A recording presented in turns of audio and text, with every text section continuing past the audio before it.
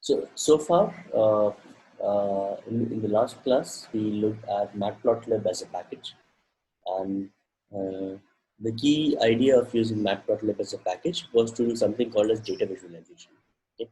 We saw that using Matplotlib, we can do line charts, we can do bar graphs, we can do histograms, uh, we can also do scatter plots and control the different sizes and colors, locations of the different data points. And we saw that data visualization basically helps us to see the distributions of our data and come at some interesting insights that probably just looking at the bare data, we would not have been able to. And that was the core behind doing stuff with Matplotlib. Today we'll look into another package called as Seaborn, and the key ideas behind Seaborn is that it is built upon Matplotlib. So Matplotlib is the base package that allows us visualization. But many times we see that the basic defaults of Matplotlib are not very good. They are okay to do visualization, but Seaborn is then comes up on top of Matplotlib, and it's a higher level API which helps us to do cleaner and neater visualization, which with lot less of coding. Okay, so most of our data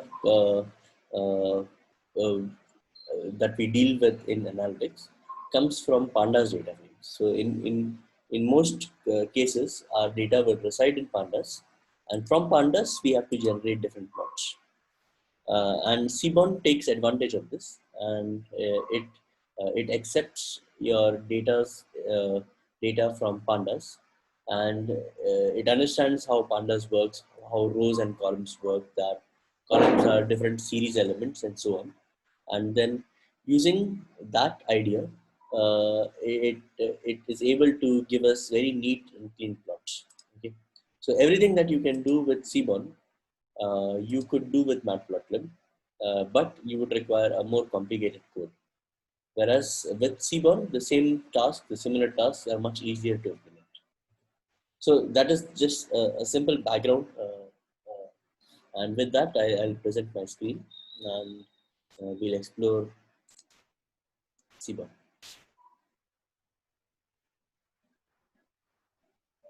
Okay, can you see my screen?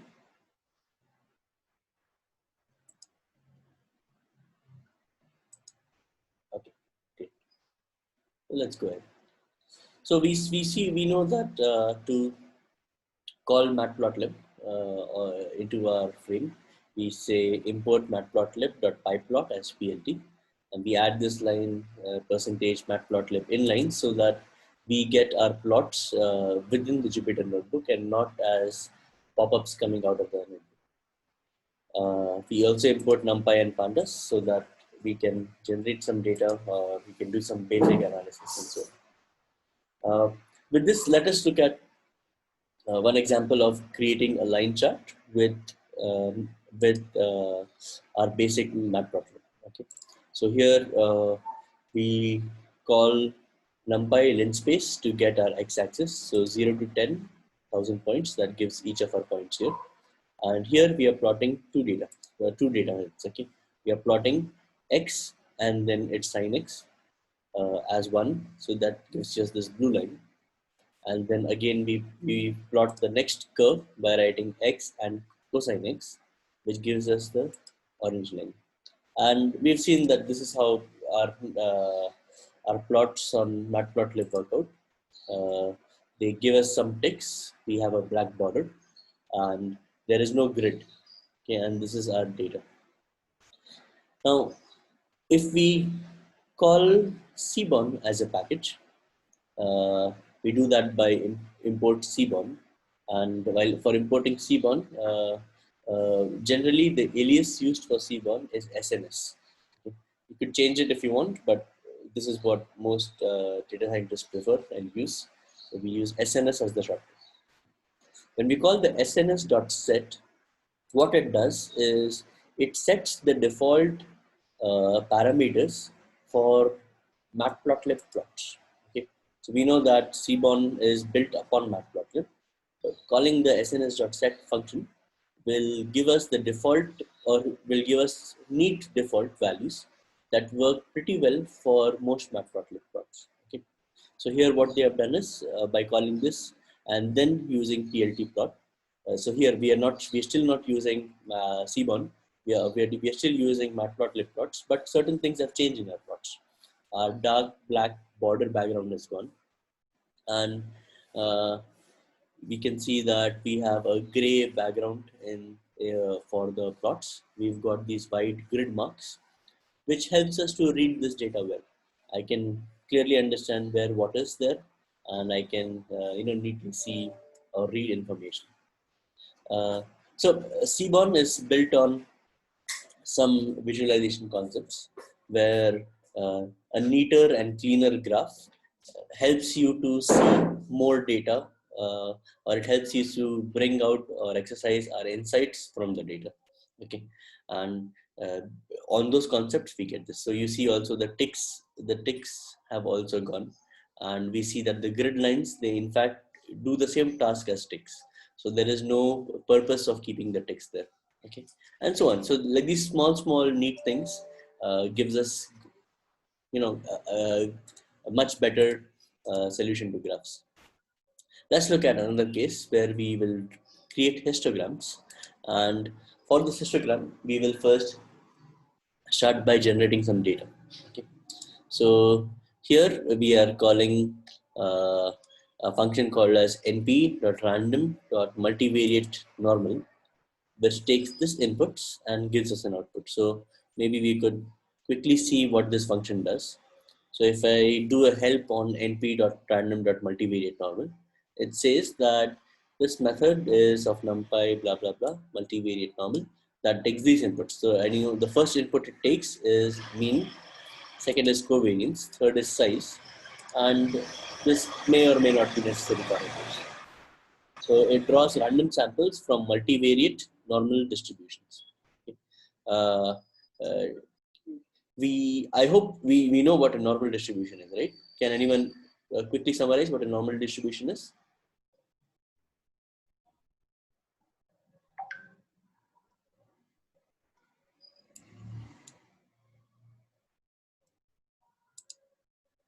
Okay. Since no one is volunteering directly, I'm guessing you're not very confident with the answer. So a normal distribution is data that is pulled out of a distribution that looks like a bell curve, like a normal curve. Okay. So maybe I have a Kde plot ahead. So you see this distribution. So this distribution, when you pull out data from this kind of distribution, it's called a normal curve. It's also called Gaussian curve. Gaussian and normal both are synonyms of each other, which basically says that my data is all centered around one mean, and then on both ends, it is tapering off slowly as you go away from the mean. Okay, which gives us your mean and standard deviation. Okay, so that is what you mean by a normal distribution. So here we say we have a multivariate normal distribution. So multivariate means multiple variables, or two variables in this case, or it can be multiple variables. For our example, we have taken two variables. And when you say two variables, then that arises the possibility that are the two variables related to each other in some way. Okay, or is there some correlation? Okay, and if there is a correlation, then our covariance matrix will have, apart from diagonal elements, you will have other elements also. And if you have only diagonal elements and no other elements in the covariance matrix, then we say that these two distributions are not related to each other in any way, or they are completely independent. Okay, so here we want to create some variance between them. That is why we have created this input. So as we remember from the implementation here of mean, the first input is mean. So here for the mean part, we are passing a list of two elements with 0 and 0. Can you tell me what this suggests?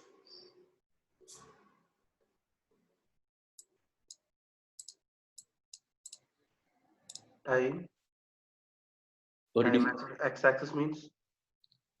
No, this input is the mean input, right? Multivariate normal. The first input is mean input. And for the mean input, we are passing two values. So basically that means that I will get two distributions. Okay? And since this represents mean, we know that both the distributions will have a mean value of 0. Okay. So that is what the first input represents. The second input represents covariance. Okay? And for this covariance, we are passing two lists of two values. Okay. So this, if you observe this in a matrix, you will see 5, 2, 2, 2. Okay, which basically says that 5 is the standard deviation of the first matrix, of the first distribution. The diagonal element 2 represents that 2 is the standard deviation of the second distribution, and the other two, this 2 and this 2, represent that there is a relation between these two pairs. They are not totally independent. Okay, so as one changes, the other changes as well. Okay, so these two and this two represents that they are having some correlation, and that is the second input. I'll explain why we are giving this input. Basically, we are putting this multivariate input so that we can see plots and we can see interesting plots. That is the whole idea. So here we are doctoring the data so that our plots look good. But generally, this would come from our data set depending upon what data we are pulling out, and we want to see if there is a relation between them or not. And finally, we give the size parameter, which tells us that how many points will be coming from this kind of a distribution. Okay. Both the distributions have mean of 0. They have different standard deviations and some correlation between them. Okay. So when we run this command, we get our data, and this data we are converting. So this data is NumPy arrays.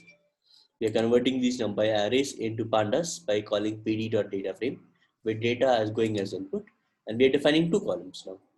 The two columns are x and y. X would represent our first data set, first set of data. Y would represent the second set of data, and with that we will create a new variable called as data. And maybe I could split my cell here at this point, and we could see data.head that will tell us what this data looks like. Okay, so this is our data. We could also do data.shape. We know that there are 2000 points in this data with two columns. If I do basic data.describe, it will give us our mean, standard deviation, etc. for this data set. Okay.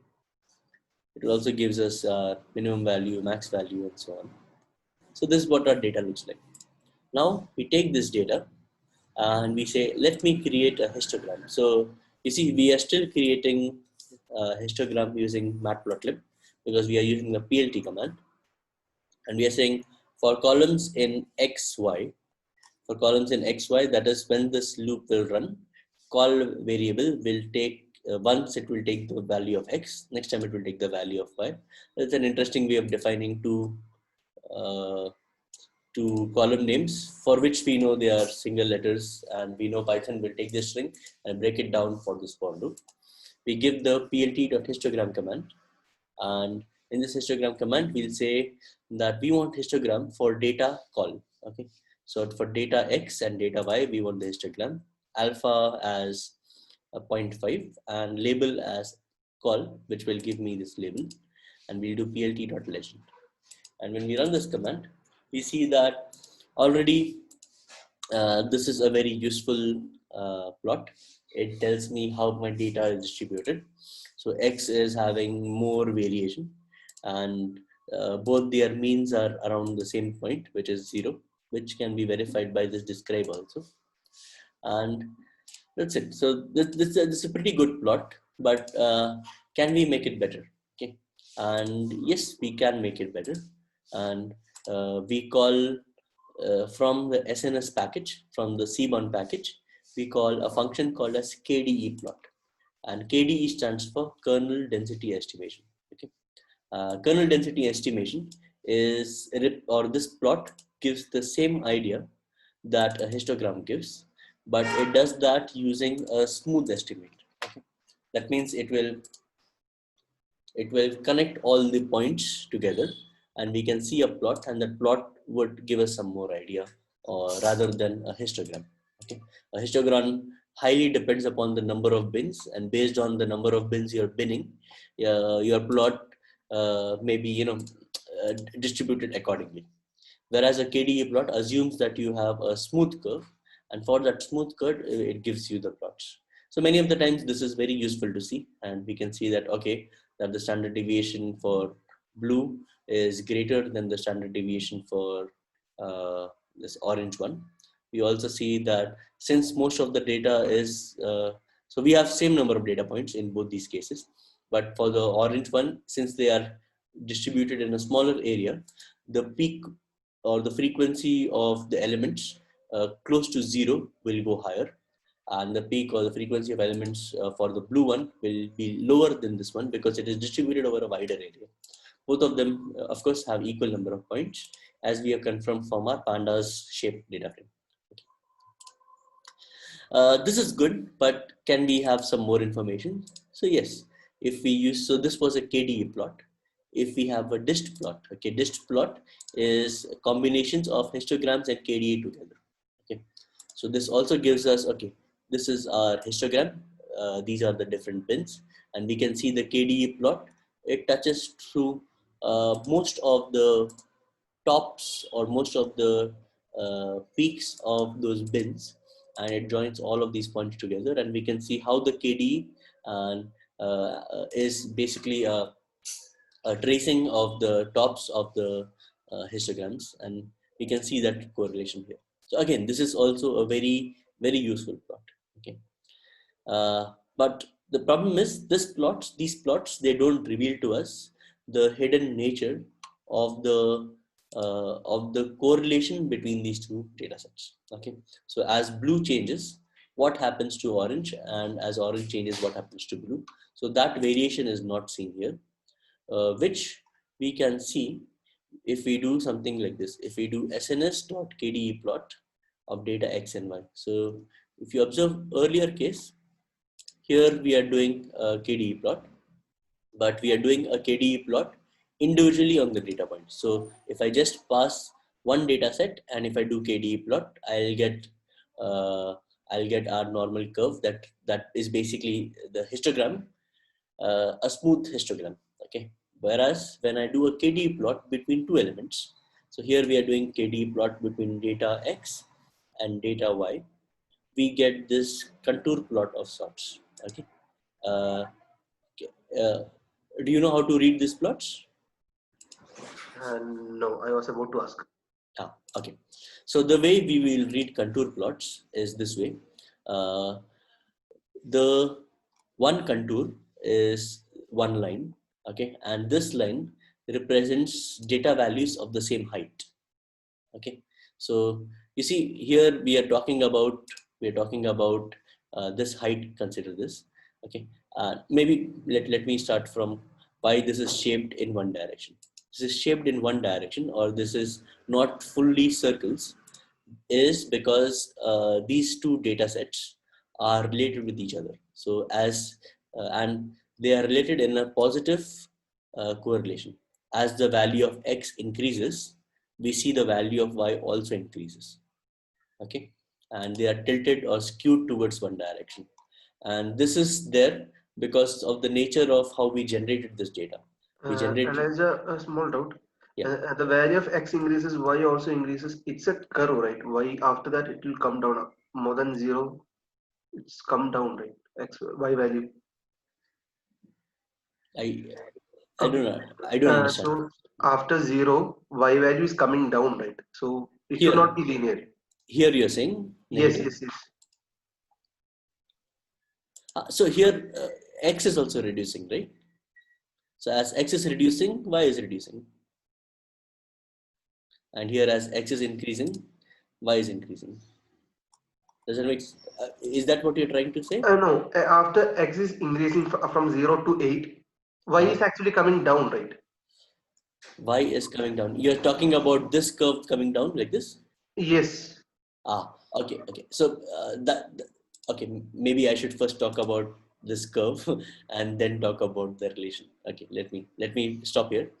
If you look at one line, uh, this line represents equipotential distances. Okay, so this data that comes from here to here, all of it represents the same value, okay, or same frequency. Okay, as we see that Kde plot or histograms are basically frequency plots. Okay, frequency plots means how many times a certain element has repeated. Okay, and this one line, all of it, okay, whether you talk about this point or this point or this point or this point, all has one value. So along with this, you could estimate that there could be one more color bar which would say that black color represents, let's say, 0.5. I'm just taking an example. Black color represents 0.5. Okay, so all of these points would represent zero point 0.5 value magnitude. Okay, as I go inside, this is a lighter version of black, a lighter version, and so on till we reach the most lightest version here. And each of these contours, they represents equipotential points. So you could imagine that this point, this blue line would mean somewhere maybe 10, and that 10 would represent that throughout this circle, all of the points are having the same value. Okay, so in this case, we are not talking about the value of the line being changed. Okay, well, when I say that as x increases, y is also increasing, I'm looking at the skewness of this data. Okay, so if I have to represent this skew using one line, I would draw an arrow like this. Okay, and this arrow like this would tell me that as x increases, y increases. Okay, I'm not looking at this curve bending down and going backwards, because this entire curve represents equipotential data.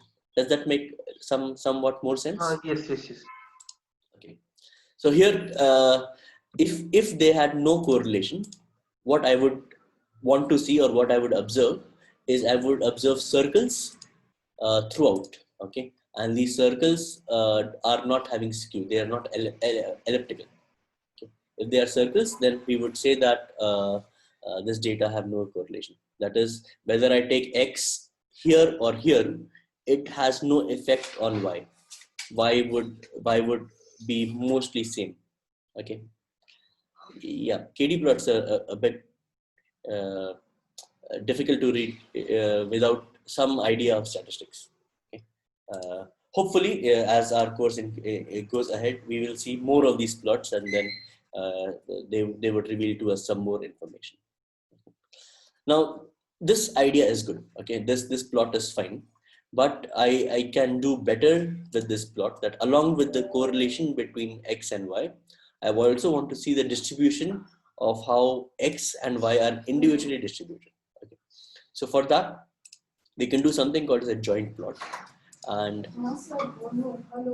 if you look at joint plot, just one second. If you look at the joint plot between x and y is giving us the same data. You see, this KD plot is giving us the contour, whereas this joint plot is giving us the contour which is filled. Okay, and this filled contour shows us different color ranges. That basically tells us about the depth level of certain points. Okay, so here the color is a bit different. We are telling that this is the highest point and this is the lowest point, and it is increasing towards. But along with this KD plot, we are also seeing this distribution. And if you look at this distribution, you would be reminded that we have seen the shape of x and y before when we were doing our histograms, or when we are doing our normal KD plots. Okay, so x is distributed in this fashion, and as x is distributed in this fashion, y is distributed in this fashion. Okay, so individually, if I look at the histogram of x and y, this is the data that I get. What I can read from this data is, let's say here, just to make it neater, we have put this decorator. Okay, we have said that with sns.axis style as white, we are doing this joint plot. So when we do this axis style as white, we do not see these grid bars on our top and bottom. Okay, if I just take the interior line, let me do that. and we'll create this plot. You can see this, you can see this, our grid lines also. Now, what this would tell you is this: see, if I take 0, this is the 0, which is the mean of my distribution. And as I go left and right, the data gets spread out. So this data is spread out in a range of -8 to +8. Whereas I look at this distribution, so my mean is at again 0, but this data is spread out, somewhere here to here, which is maybe 5 to -5. So I can see that this my y data is spread out over a smaller region.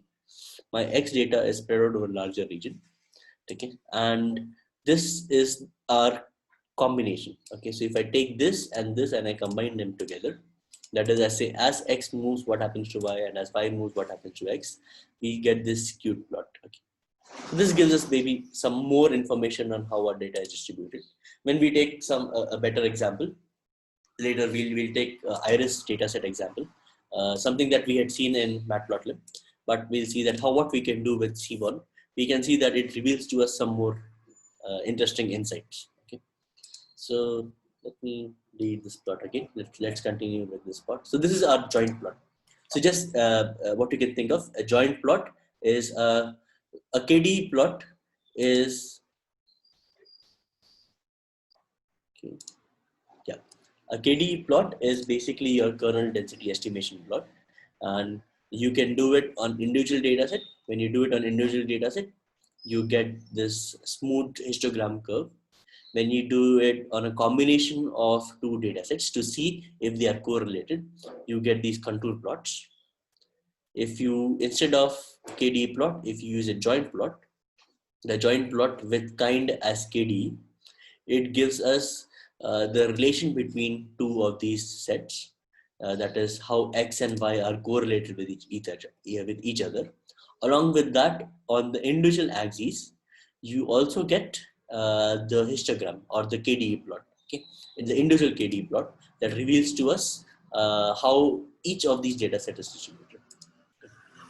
Going ahead, sometimes this could be difficult to read.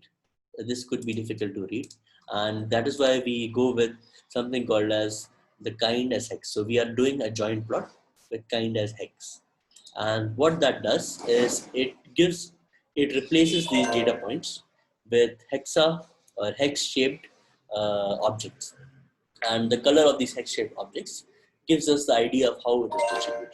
So the darker the points, we know that most of the data is linked with these dark points, and with these individual points here, we see that okay, here probably there's only one data point that matches with x value, x frequency of this much, and y frequency of this much, and so on.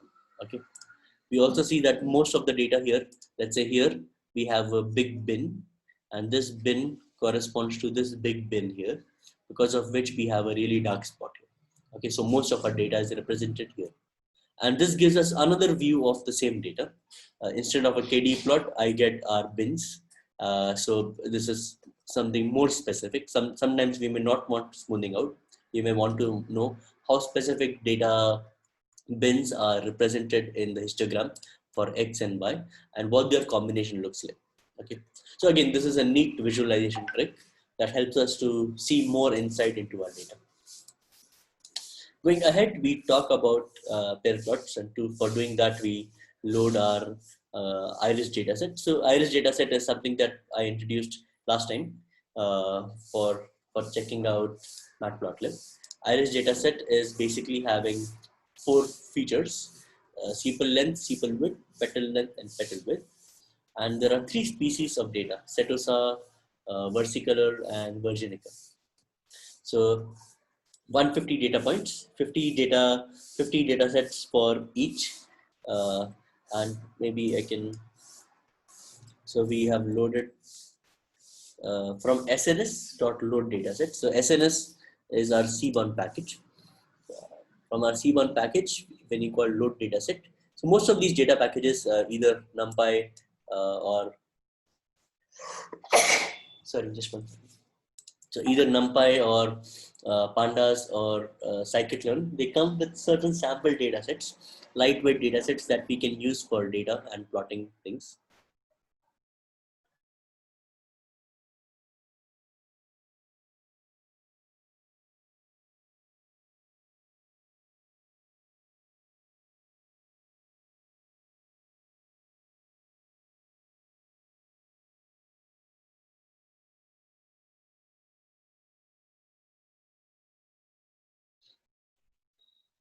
Okay, sorry, I had a series of sneezes together. Okay, so we get certain data sets which help us to just quickly do some plots and basic analysis. So here we get sns.load dataset iris. You see iris.head. This is the first 5 rows of our dataset.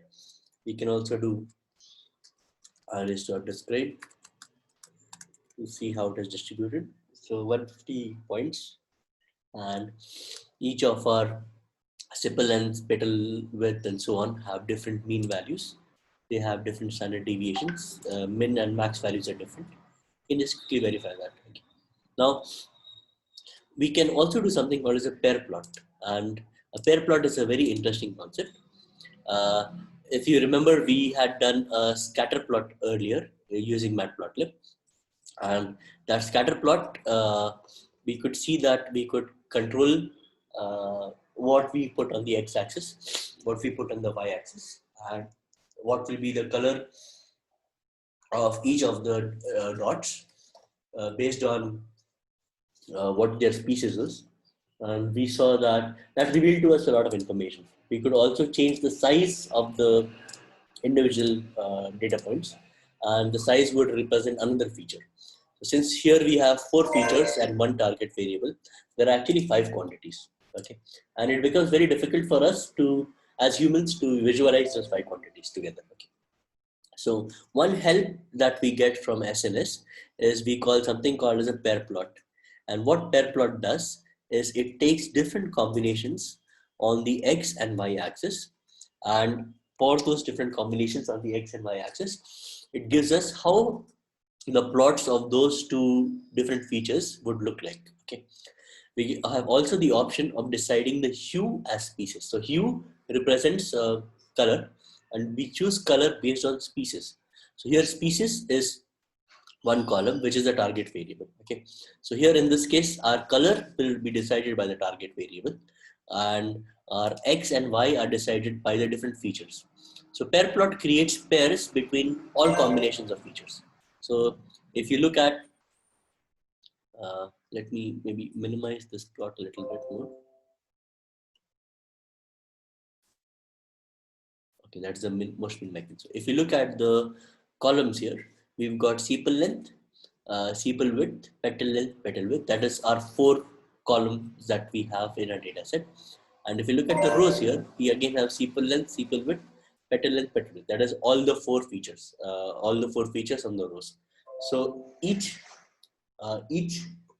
grid plot represents the combination of that one feature with its corresponding feature. So if I take the plot between sepal length and sepal length, what I in fact get is how the data is distributed for these 3 data sets. Okay, so if I look at setosa, versicolor and virginica, it says if I just look at the sepal length quantity, then for setosa, most of the data or the mean I can see of setosa is lesser than the mean of versicolor, than the mean of virginica. Okay, we can confirm that using here.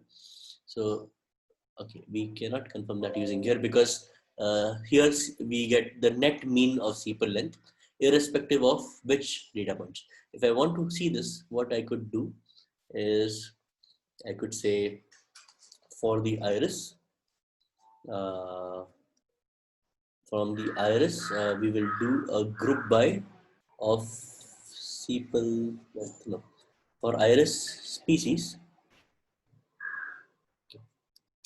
we do group by based on species, and then for the sepal length, we do a mean.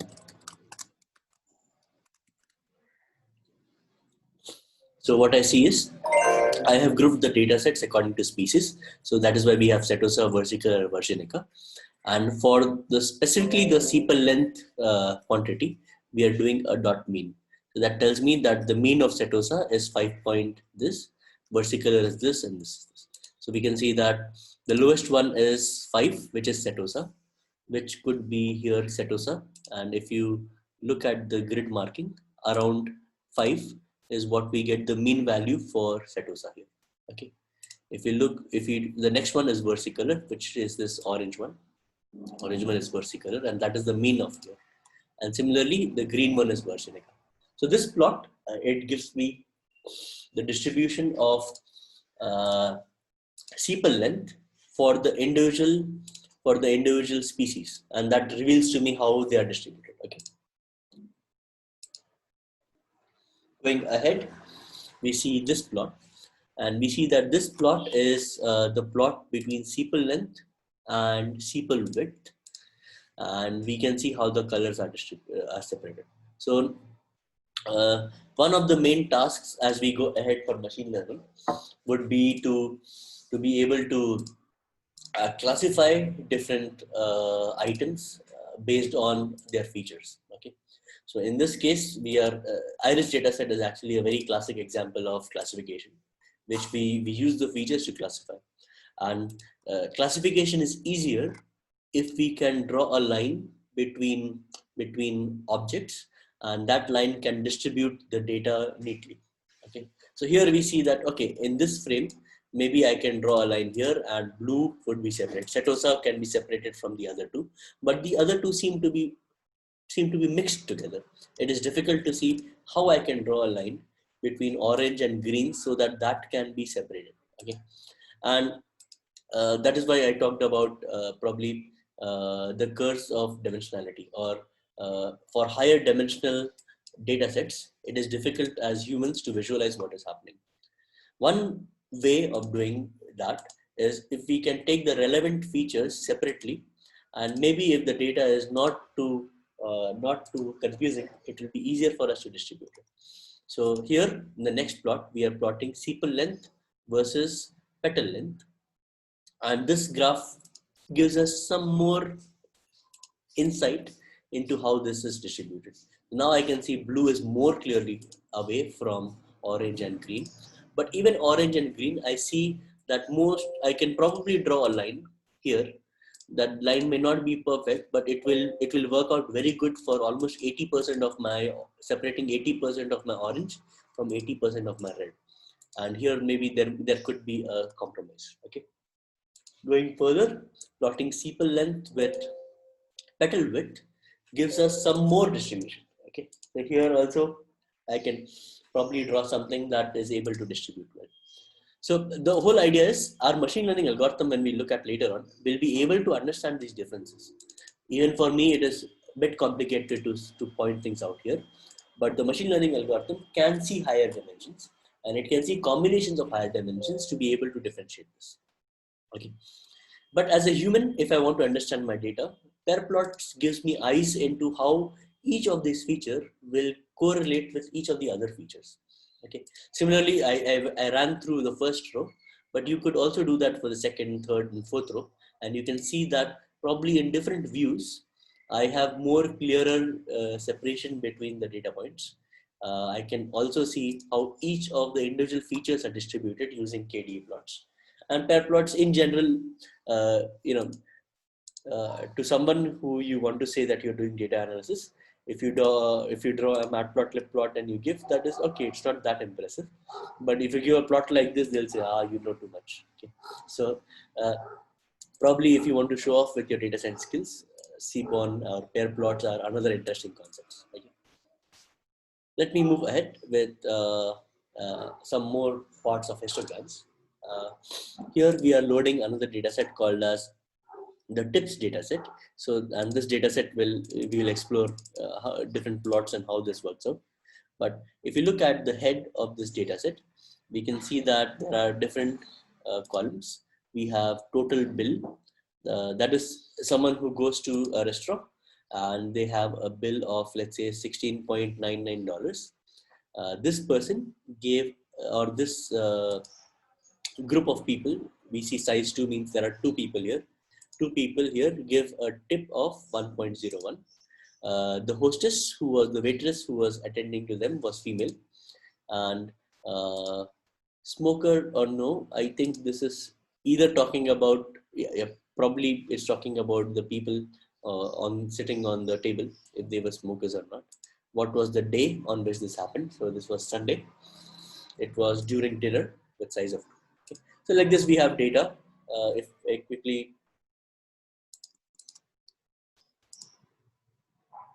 I quickly try to do some more analysis on this, we will probably get some more insight.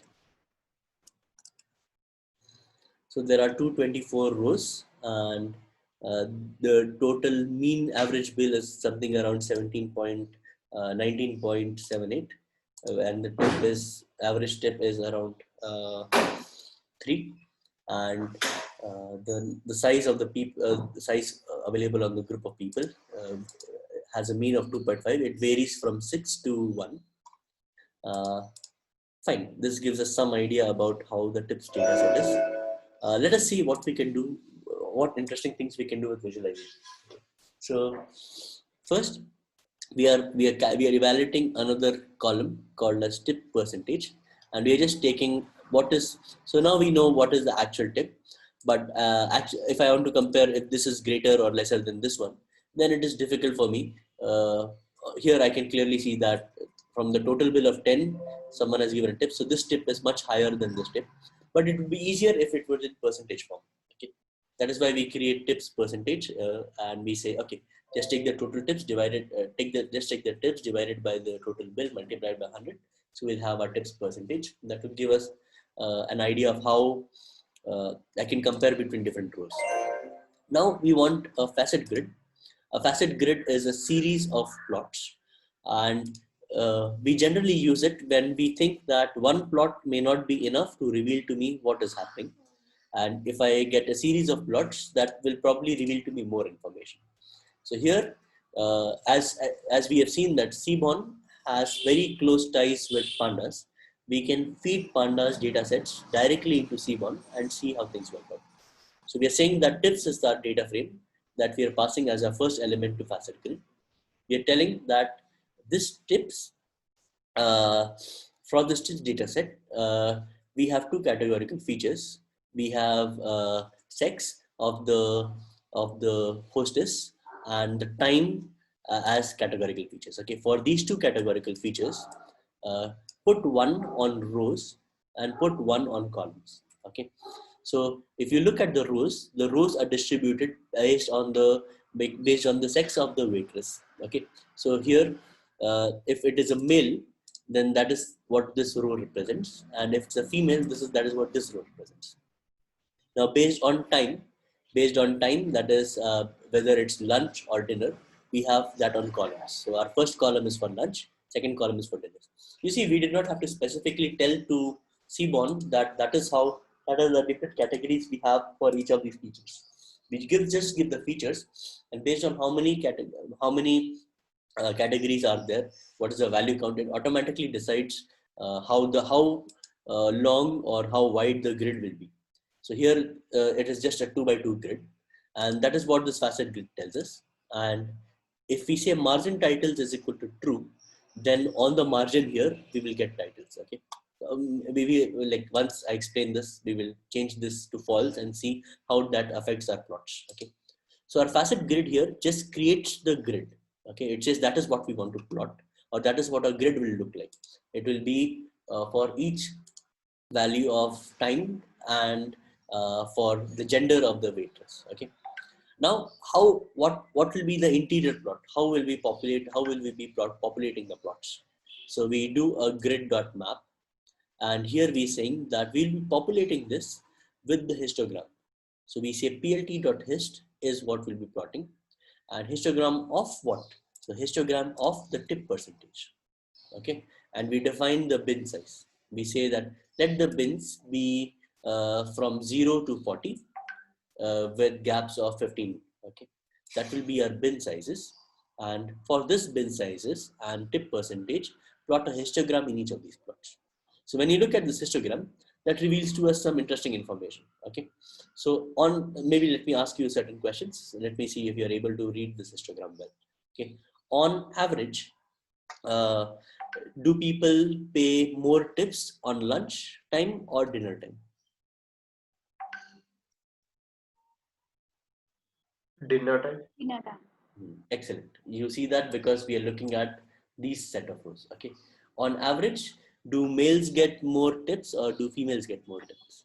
Male. So interesting, right? So because we would think that females would get more tip. Probably the next area to check for is how many males are there in this group and how many females are there in this group, right? That would, so let's say, let me do a very quick check. So here we have our tips data set. Let me look at tips. Gender dot polygons. Okay. Yeah, this is what I thought. So out of 244, we have 157 males and 87 females. So just looking at this plot, we may have thought that probably males get more tips, but this has a higher frequency because there is more percentage of males in our data. We have a biased data, not equal percentage. Okay. So, but anyways, this plot still reveals to us information. Okay. Further, it also, okay, if I have to ask you, generally, what is the percentage of tips you get for males and females? Okay, for all of them, it is similar. What is the percentage of tips that we get?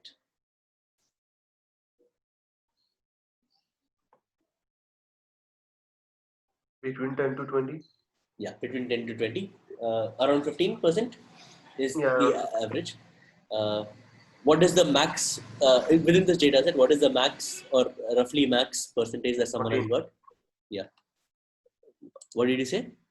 14. Oh, female 14. 14. Male 1 1 4? 4. Yeah, for female it is 1 4, right? No. Okay. Maximum percentage that we have got is this one, right? This is Oh, 30. yeah. I switched the axis. Yes. Yes. This is the 33%. You're looking at the height.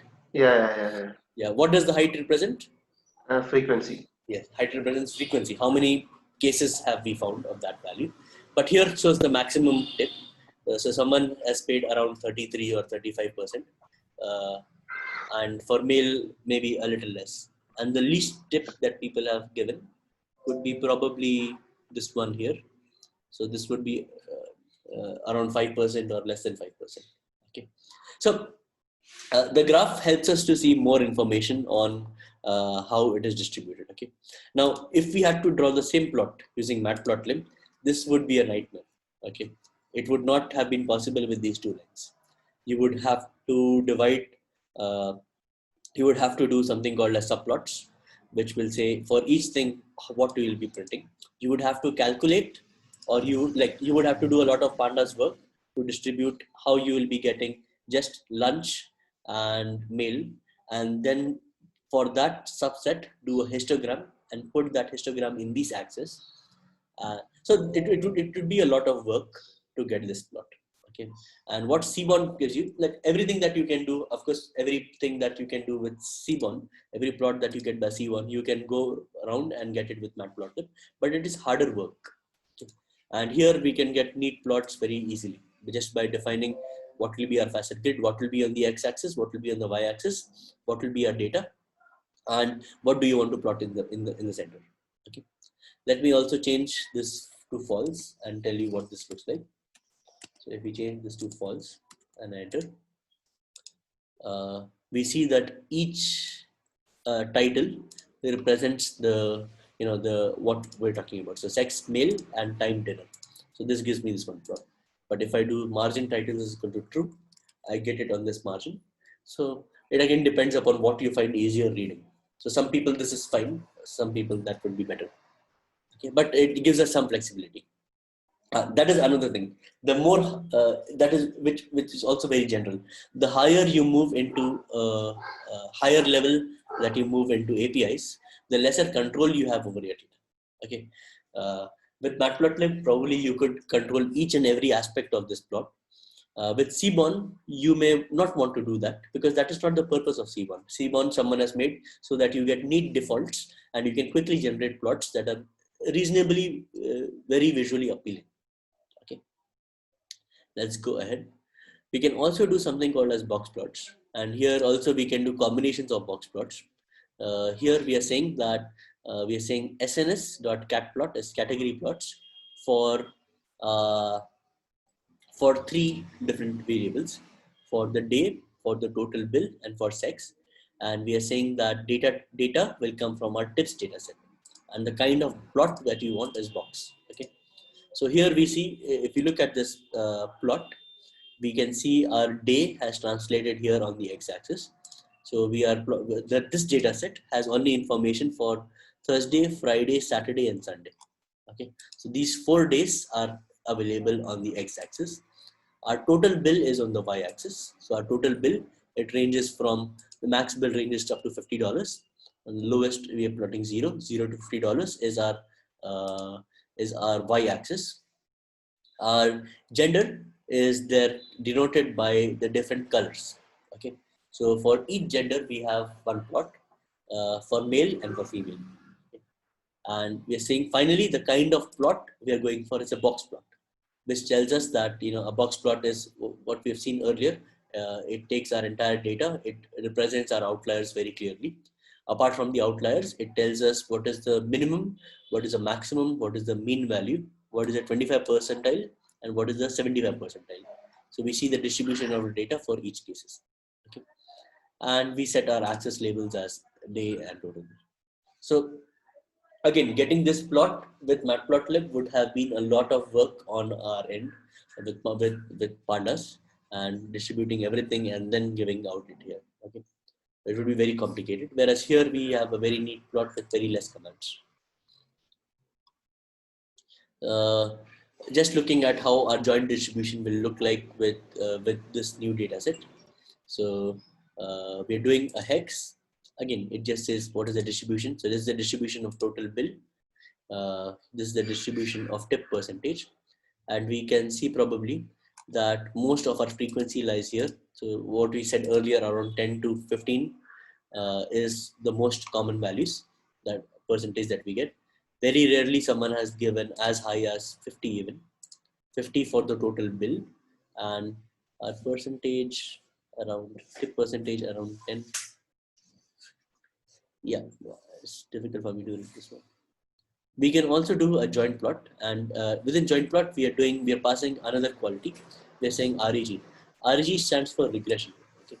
So what it does is it says that if we take the total bill and tip, then I can draw this one line, which is a representation of how the total bill and tip are related. Okay. So given this spread out data, this is the best line we could follow. And when we do machine learning, we'll see what regression means. And if you look at this band, that also tells us what is the confidence level of what is the distribution of data within this regressive line. So I think this is just introducing us to what Seaborn is. And to summarize what we have seen so far is Seaborn is a package that is built upon Matplotlib, which allows us to see some more visualization. Uh, and the defaults of these visualizations are generally much better than the defaults of Matplotlib. In Seaborn also you can control many things. We have not played a lot with color. My hope is as we go into our data sets later on, we will see that we can play with color and we can do a lot of things with this visualization. Further, we saw that Seaborn is very neatly integrated with pandas. So if our data set resides in pandas and we have to do plots, then Seaborn is our best bet. We'll be able to do many things, many complicated things with relatively less work.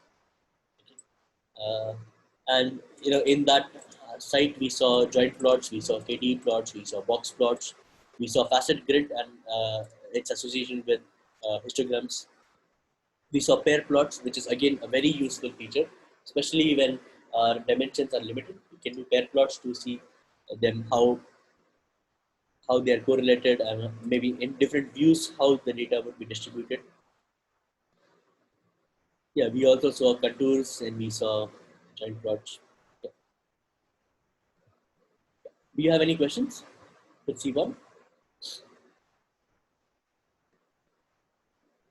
Okay. So we'll stop here for today, and next class we will enter into our first phase of doing data analytics. Okay. So far we have been doing Python, uh, Python basics of Python, and then basics of different Python packages to see uh, how we can use them for our analysis. And slowly I've been introducing some data sets also, so we have some flavor of what the data looks like. The next step we look at is descriptive analytics. Okay? So even before we enter into machine learning, what is the kind of descriptive analytics we can do on a data set so that we can explore more about that data. Okay? And within descriptive analytics, we also talk about something called as data pre-processing. So uh, I'll share this material on the classroom, and then we can go through it in day after tomorrow. Okay. So if there are no more questions, we'll stop here.